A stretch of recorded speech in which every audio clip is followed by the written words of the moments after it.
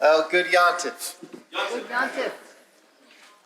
On this day where we confess our sins, I would like to make a confession to all of you. And that's that I sometimes pick favorites. We have over 160 students now in our religious school classes from newborn all the way up through 12th grade. And I pick favorites. In particular, on most, but not all days, my two favorite students are Esty and Miriam Spector, my daughters. Now let me ask you, does this make me a bad person? All right, some say it might. We saw that the early kibbutz movement promoted free love and banned marriage or having children because that would lead to people showing favoritism of some people over others when everyone was supposed to be equal. Well, as you can predict, having a free love movement shockingly eventually led to children being born. So, what did the kibbutzniks do? They took the children away from their parents and had them live in a children's housing section on the kibbutz so that every child could have an equal situation. And this led to predictably terrible results of abuse, as well as children having developmental and emotional problems. Pretty soon the kibbutz movement concluded that this was a failed experiment and it was best for children to live with their parents. Objectively speaking, every single child is equally important, and no child's life is more valuable than another's. However, it is also a truth that Miriam and Esty's lives, futures, and well-beings are more important to me as their father than any other child's. As I'm sure for you who have children, that your children's lives, futures, and well-beings are more important to you than Miriam and Esty Spector's. The kibbutzniks promoted a concept called Universalism, one in which every person is equal. While my feelings toward Esty and Miriam, compared to my affection for every other child, reflects a concept called particularism, where I am particular toward those in my group.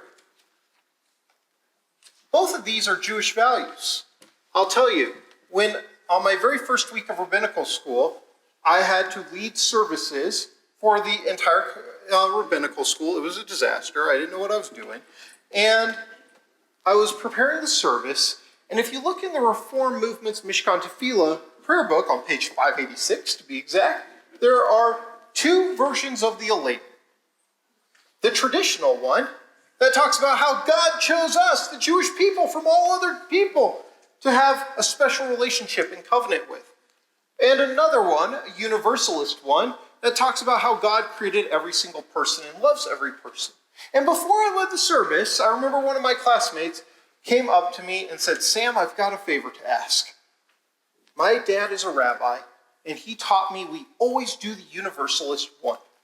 Because every person matters. Every person is a child of God, and we aren't better than anybody else. And if you do the particularistic one on the bottom of the page, I'm not going to come to the service." So I remember I told her, "Don't worry, I will do that. I want you to feel comfortable." And not more than 5 minutes later, another classmate of mine came up to me and said, "Sam, I got to tell you something. My dad is an Orthodox rabbi. This is a true story. I grew up in the Orthodox movement. I'm really stepping out of my element, coming to a Reform school. It would really mean a lot to me if you did the traditional Aleinu, and if you don't, I'm leaving." And this would be the first, but not the last time where I asked myself, why am I becoming a rabbi? So, on this Yom Kippur, when we reflect on our actions of the past year, which approach, universalism or particularism, is the right one? A question that has been posed is, why does the Torah begin with Genesis chapter 1 instead of Genesis chapter 12? After all, the Torah is the story of our people, the Jewish people. And the first 11 chapters are not about our people at all. Adam and Eve, Noah and his sons, the builders of the Tower of Babel, all predate Abraham and are not a part of the covenant of the people of Israel. And the story of the Jewish people does not begin until the 12th chapter of the Torah. However, what these first 11 chapters of the Torah teach us is that we all have the same Creator in whose image we were all created and that we are all related. To practice Judaism to its fullest extent, we must feel compassion toward others, for we read that the most common commandment in the entirety of the Torah is to be kind to the stranger in your midst, for you were strangers in the land of Egypt. Next week, we have the holiday of Sukkot, so many holidays, on which, in the days of the temple, we offered more sacrifices on this holiday than any other one. 70 in total. Why 70?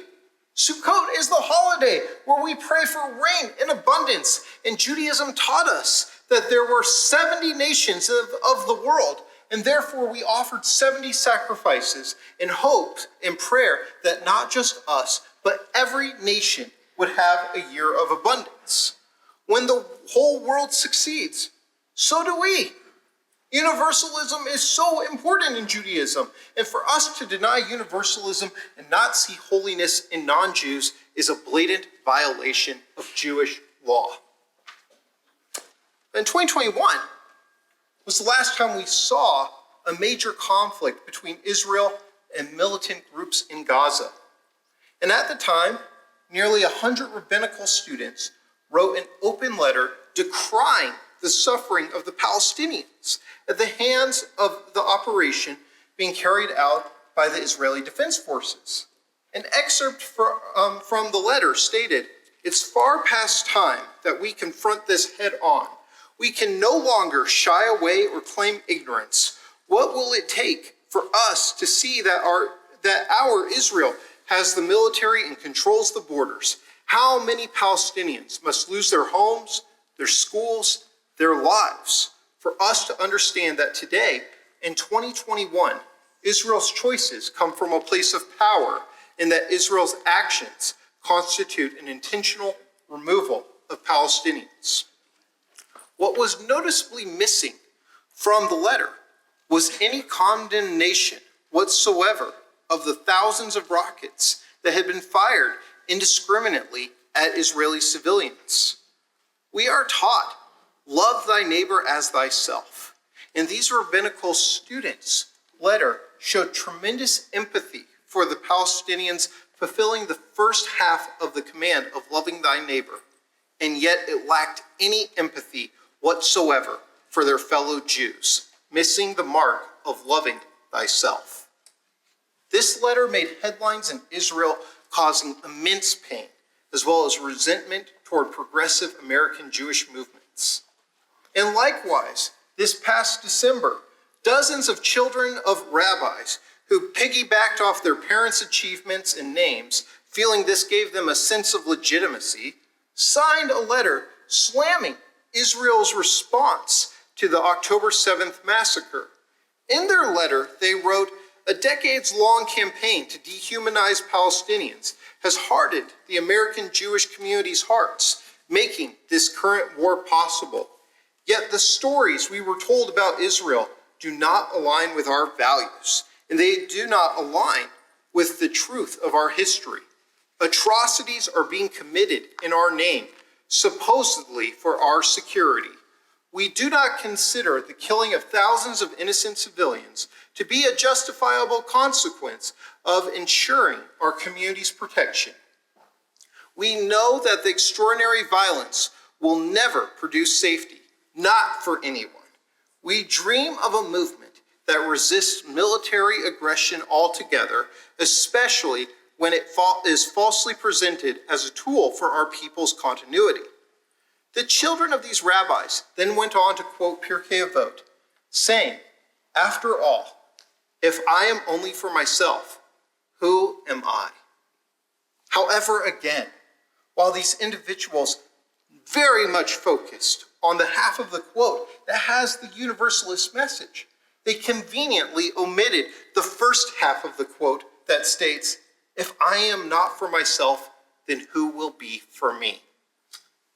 In looking at the Israeli Declaration of Independence, we read a document that contains remarkable messages of universalism, unheard of at that time, and especially in that part of the world. The state of Israel will foster the development of the country for the benefit of all its inhabitants. It will be based on freedom, justice, and peace envisaged by the prophets of Israel. It will ensure complete equality of social and political rights to all its inhabitants, irrespective of religion, race, or sex.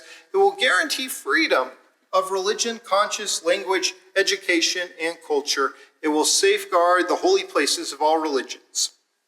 But ironically, though these lines state that there will be complete equality for all, the sentence that precedes it reads, "The state of Israel will be open for Jewish immigration and for the ingathering of exiles." A statement that is radically particularistic and discriminatory, and that I completely support to maintain a Jewish majority for Israel.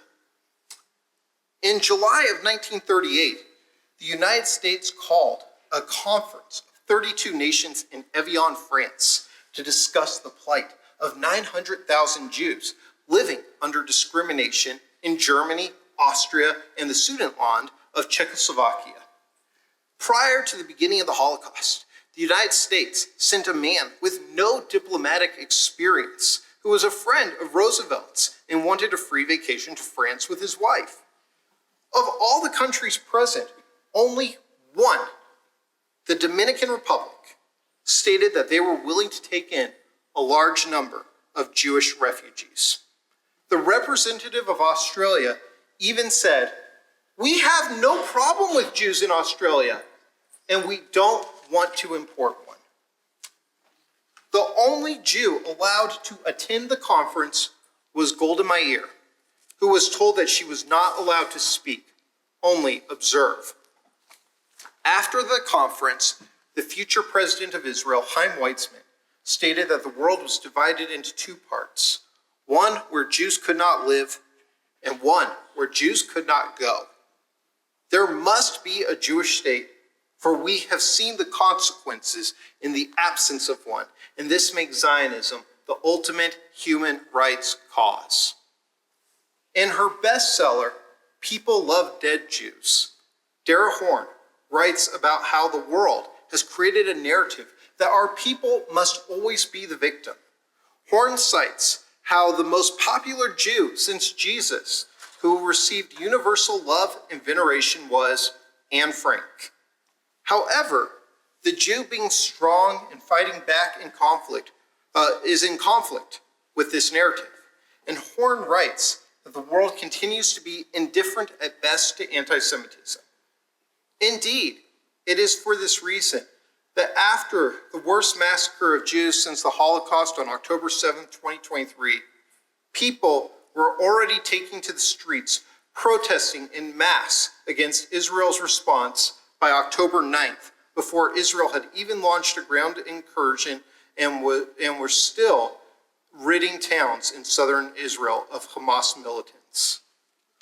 Within weeks, it seemed that the entire world had either forgotten or no longer cared about the hostages or the massacre that had taken place. While the Jewish community at large supported social justice causes from the Black Lives Matter, LGBTQ, and #MeToo movements, we saw largely people in these movements, not all, but many leaders of these movements, turn against us. At best, they remained silent about the growing anti-Semitism in our country, and at worst, they promoted it. In particular, I think of how 120 women's and gender studies academic departments signed on to a statement in 2021 condemning Israel's campaign in Gaza, and yet not one of those departments, to my knowledge, at least when I first found this out, not one of those departments made a statement regarding the mass rape and sexual assault of women on October 7th, with one gender studies professor at the University of Minnesota, Twin Cities, as well as Democratic Congressman Jamal Bowman, casting doubt as to if the sexual assaults and rape of Jewish women actually occurred or if they were Zionist propaganda to justify the war. We have discovered that the trending hashtag Believe Women was more accurately hashtag Believe Women unless they are Jewish women. For decades, we as progressive Jews failed in two areas when it came to Jewish education. One was that with our focus on tikkun olam, repairing the world, and welcoming in the growing number of interfaith families into our communities, we put tremendous focus on the importance of universalism and standing up for all marginalized people and accepting everyone as having been created in God's image. And of course, this was not a mistake, but in doing so, we also treated particularism and an emphasis on the importance of Jewish peoplehood as a bad thing, which was a taboo topic. I remember that fellow Jews decried my Jewish fraternity in college as bigoted and discriminatory because a requirement for entry was that you had to have a Jewish parent or be a convert to be accepted. The second area of failure was that we taught Israel as what I call Jewtopia, a perfect place fully in line with our Jewish values, where there is no discrimination and everyone of all walks of life is equal and sits down and smiles and eats hummus together. In coming into contact with other cultures and narratives as well as media from around the world at our fingertips, our younger generations discovered that the value of universalism is indeed true and that we should aspire to it, and that Israel as Jewtopia is a complete lie. And this left them feeling betrayed, furious, and rebelling against both the Jewish institutions and the Israel that had let them down. Our mistakes were not that we taught about universalism or loving Israel, but rather it was that we condemned the idea that it is okay to feel a special connection with fellow Jews, and that we taught about the Israel we dreamed of rather than the reality of Israel, warts and all. And that a country that has challenges that need to be understood with context. We taught about the world as it should be, one where we see everyone the same because they see us as the same, and one where Israel is perfect, when the reality is that Israel is necessary to exist because not everyone in the world shares the value of universalism, and the world is not always safe for Jews, and that Israel is flawed like everywhere else. In a conversation with a Jewish student who was telling me why she hates Israel so much and how it should have never existed, I posed the question of if the Jewish people have a right to self-determination when we saw what happened in the Holocaust. I will try to say the following with a straight face. This student told me, perhaps had safe spaces been set up where Jews and Nazis could have talked with each other about their differences, then the Holocaust would never have happened. In what freaking universe is this person living in, and how the hell do I buy a ticket to go there? What we are seeing is a massive overcorrection of universalism to the detriment of the welfare of the Jewish people.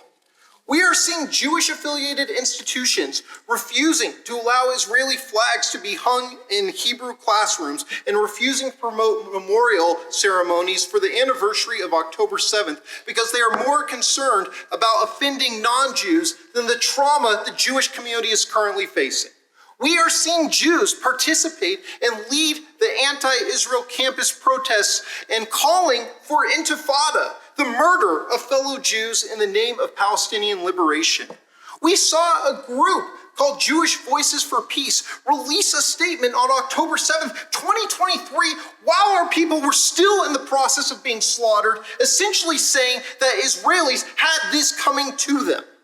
We are seeing, in the name of universalism, Jews valuing the lives of non-Jews, not as much as fellow Jews, but more so. We are seeing people define proportionality in war as Hamas got to massacre 1,200 of your people, so you are allowed to kill up to that many even though Hamas has said they plan to do this again and again and again. As Jews, what must Israel do to balance ensuring that Hamas can never do this again, while at the same time not allowing us to lose our sense of humanity and seeing beauty in the other person? So which of these competing values is right?